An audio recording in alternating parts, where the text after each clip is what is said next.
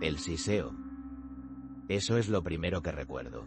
No el miedo, ni el frío de aquella biblioteca monumental, ni siquiera el rostro pálido de don Evaristo. No, lo primero que me viene a la memoria, incluso ahora, junto al calor de este fuego, es el siseo constante y magnético de las cintas de carrete abierto. Un sonido como de arena fina cayendo en el fondo de un reloj infinito. Era la banda sonora de mis noches, el metrónomo de mi creciente inquietud. Aquel hombre me ofreció el doble de lo que ganaba mi padre en un año entero de trabajo en la fábrica. El doble. Solo por sentarme en una butaca de cuero gastado, escuchar y catalogar viejas cintas de audio durante la noche. Tenía 20 años y un futuro que parecía de cartón piedra. ¿Y tú qué habrías hecho en mi lugar? ¿Rechazar una fortuna por un simple mal presentimiento? Yo no lo hice, y esa decisión, me temo, me sigue costando el sueño algunas noches. Todo comenzó con un anuncio en el periódico local. Discreto, casi escondido entre los clasificados de maquinaria agrícola y servicios de fontanería. Es precisa joven con buena audición y absoluta discreción para trabajo de archivista nocturno. Salario excepcional, no ponía dirección, solo un número de teléfono. Llamé por pura curiosidad, sin esperar nada. La voz al otro lado era neutra, casi metálica. Me citó para una entrevista al día siguiente en una mansión a las afueras del pueblo. La finca de don Evaristo. Un lugar del que todos hablaban en susurros pero que nadie había visto por dentro en décadas. La mansión era una mole de piedra oscura y hiedra, rodeada por una verja tan alta que parecía proteger algo más que una simple propiedad. Un mayordomo silencioso, que parecía tan antiguo como la propia casa, me guió por pasillos interminables hasta una biblioteca que me robó el aliento. Miles de libros cubrían las paredes hasta un techo altísimo, pero el centro de la estancia no lo ocupaba una mesa de lectura, sino un complejo equipo de audio antiguo y estanterías repletas, no de libros, sino de cintas de carrete abierto, cada una en su caja de cartón, con una pequeña etiqueta escrita a mano. Y allí, sentado en un sillón de orejas, estaba él. Don Evaristo. Era un hombre cuya edad era imposible de adivinar. Podía tener 60 o 90 años. Su piel era casi traslúcida, y sus ojos, de un gris muy pálido, no parpadeaban. Se movía con una lentitud deliberada, como si cada gesto le costara un esfuerzo inmenso o, por el contrario, como si tuviera toda la eternidad para hacerlo. Habló poco. Su voz era un susurro rasposo, como el roce de hojas secas. Me explicó el trabajo. Mi colección, la llamó. Voces, momentos, ecos. Mi tarea era sencilla. Tomar una cinta, escucharla de principio a fin, y en una ficha, anotar la fecha si se mencionaba, el número de voces, su género, y una breve descripción del contenido. Luego, archivarla. Las reglas, sin embargo, no eran tan sencillas, y eran innegociables. Primero, jamás preguntaría por el origen de las grabaciones. Eran suyas, y eso era todo lo que necesitaba saber. Segundo, prohibido rebobinar. Una cinta se escuchaba una sola vez, en una sola dirección. Si me distraía y perdía un detalle, se quedaba perdido para siempre. Tercero, el trabajo era estrictamente nocturno. Empezaba a las 10 de la noche y terminaba a las 6 de la mañana. No vería a nadie. El mayordomo me dejaría un termo de café y un sándwich. Estaría completamente solo. Y la cuarta, la más extraña. Si por alguna casualidad me cruzaba con él en la casa, no debía dirigirle la palabra. Ni un saludo, nada. Debía actuar como si fuera un fantasma. Acepté, claro que acepté. El dinero era una sirena cantando una melodía demasiado dulce como para ignorarla. Las primeras semanas fueron monótonas. Las cintas contenían las cosas más mundanas que podáis imaginar. Viejos programas de radio, el murmullo de una conversación en un café, el llanto de un bebé a lo lejos, el monólogo de alguien que parecía estar dictando una carta. Voces anónimas, fragmentos de vidas que se disolvían en el siseo final de la cinta. Me acostumbré al silencio de la casa, a la forma en que cada crujido de la madera parecía una palabra no dicha. El siseo se convirtió en mi compañero. A veces, en la quietud absoluta, me parecía que el propio magnetofón respiraba. Pero entonces, algo cambió. Fue una noche de noviembre, fría y con un viento que aullaba fuera como un animal herido. Cogí una cinta al azar. La etiqueta estaba casi borrada. La coloqué, me puse los enormes auriculares de baquelita y le di al play. No hubo palabras, solo el sonido de una caja de música. Una melodía infantil, dulce y terriblemente triste. Sonó durante unos 3 minutos. Y luego, justo cuando la música se detenía, se escuchó la risa de una niña. Una risa clara, cristalina. Y después, nada, solo el siseo.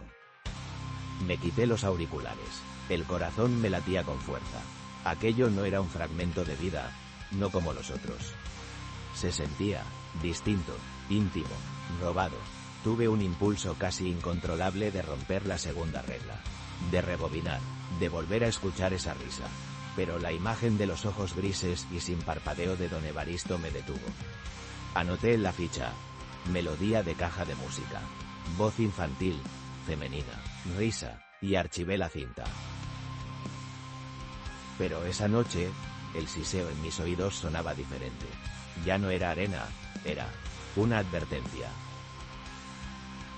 A partir de esa noche, las cintas extrañas empezaron a aparecer con más frecuencia. O quizás era yo el que había aprendido a escucharlas. Encontré una con el sonido de alguien llorando en silencio durante casi media hora. Un llanto ahogado, contenido, como si no quisiera ser descubierto.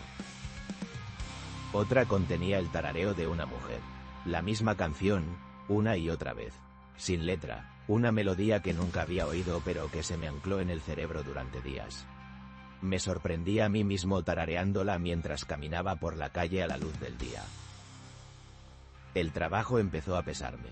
La soledad de la noche ya no era pacífica, sino expectante. Cada sombra en la biblioteca parecía más larga, cada libro en su estante, un testigo mudo. A veces, levantaba la vista y tenía la certeza de que había alguien en el umbral de la puerta, observándome desde la oscuridad del pasillo. Pero cuando enfocaba la mirada, no había nadie. El dinero seguía llegando puntualmente a mi cuenta, pero ya no me parecía una fortuna. Me parecía el precio de mi cordura. El punto de no retorno llegó una noche de invierno. La nieve lo cubría todo fuera, creando un silencio Nestestbenig, como si el mundo entero contuviera la respiración. Cogí una caja del fondo de una estantería que aún no había tocado. La etiqueta era más nueva que las demás. Escrita con una caligrafía temblorosa, ponía solo un nombre: Isabel. Isabel. Se me heló la sangre. Isabel era el nombre de una chica de mi pueblo. Había desaparecido 5 años atrás. Se fue a la ciudad a estudiar y un día, simplemente, se desvaneció. La policía la buscó durante meses. Nunca encontraron nada. Su familia se mudó, rota por el dolor. Era una herida abierta en la memoria colectiva del pueblo. Mis manos temblaban tanto que casi no podía enhebrar la cinta en el magnetofón. Dudé. Todas las alarmas en mi cabeza gritaban que debía levantarme, marcharme y no volver jamás. Que lo que fuera que había en esa cinta, no quería saberlo. Pero la curiosidad, esa terrible y humana curiosidad, era más fuerte. Y una extraña sensación de deber. Si esa era la Isabel que yo creía. Me puse los auriculares. El sudor me corría por la sien. Le di al play. Siseo. Un siseo más denso, más profundo que en las otras cintas. Esperé. 1 minuto. 2 minutos. Nada. Pensé que la cinta estaba vacía. Iba a detenerla cuando lo oí. Apenas un susurro, tan bajo que al principio creí que era el roce de mi propia ropa. Era una respiración.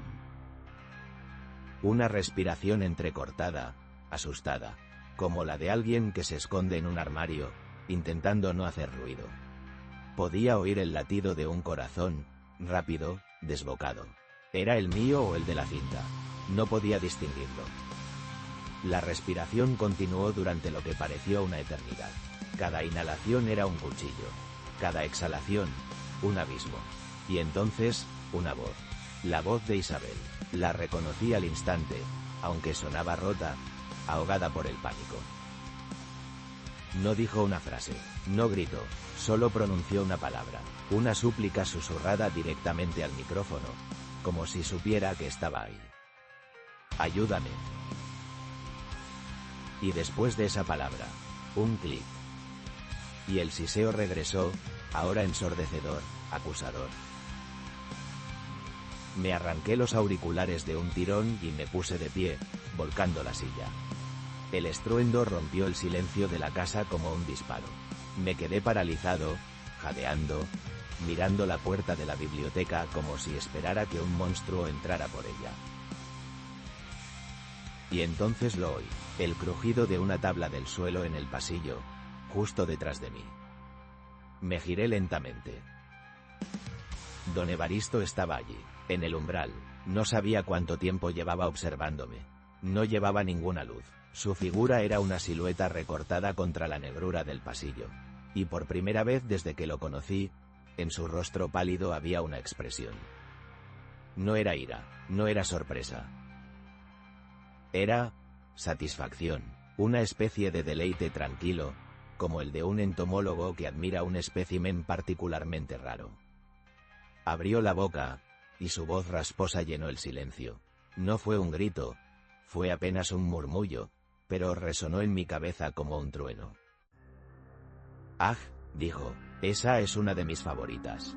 El sonido de la esperanza justo antes de extinguirse. Es irrepetible». No pensé, no razoné, solo actué. Un instinto primario, el de la presa que huele al depredador, se apoderó de mí. Pasé por su lado corriendo, empujándole sin querer. Era extrañamente ligero, como si estuviera hecho de papel y polvo. Corrí por los pasillos oscuros, tropezando con alfombras, golpeándome con muebles que no veía. No me persiguió. No oí sus pasos detrás de mí.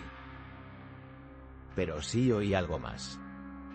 Su risa, una risa seca, sin alegría, que me siguió hasta la puerta principal. Salí a la noche helada y corrí por la nieve sin mirar atrás. Corrí hasta que los pulmones me ardieron y las piernas me fallaron. Nunca volví a por mi última paga. Nunca volví a ese pueblo. Hice la maleta esa misma semana y me marché lo más lejos que pude. Nunca conté a nadie lo que pasó. ¿Quién me habría creído que un anciano coleccionaba los últimos momentos de la gente en cintas de audio? Parecía la trama de una novela barata. Pero yo sé lo que oí. A veces, cuando todo está en silencio, o cuando hablo por teléfono y hay una mala conexión, oigo ese siseo. Y por un instante, me parece escuchar una respiración contenida, el tarareo de una canción triste, o el susurro de una palabra. No sé qué era don Evaristo. No sé cómo lo hacía. Y no quiero saberlo. Solo sé que no coleccionaba voces. Coleccionaba ecos. Los ecos que dejamos atrás cuando el silencio se lo come todo. Desde aquel día, nunca volví a mirar igual a un coleccionista. Ni a confiar plenamente en el silencio.